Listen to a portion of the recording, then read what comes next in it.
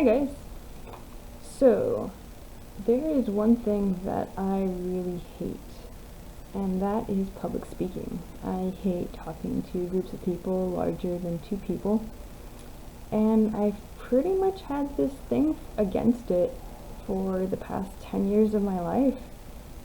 Um, I took a public speaking class about 3 years ago, and it was kind of a very scary experience, and it was a lot more difficult for me than it should have been. I would memorize the speeches and I would act it out, and then I would get up in front of the class, and then all of a sudden I'd be like, "Bruh, I don't remember anything from it," and I would just stand up there like completely frozen and completely like freaked out. So that happened about 3 times every time it was my turn to do a public speech. And then by the 4th time, I was actually able to do it a little bit with a lot of stuttering. And then by the 5th time in my final speech, I was able to do it pretty well. And since that speech class, I have realized that public speaking is just a muscle. You have to use it or lose it, as they would say.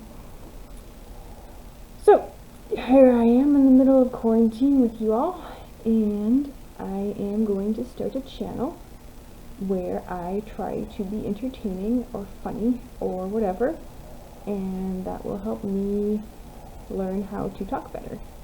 A little bit about myself. I recently graduated from university, and I am a computer scientist, and I am kind of taking a bunch of Zoom meeting calls at this point where there's a lot of groups, and I get up there and I start stuttering a lot whenever I talk to people.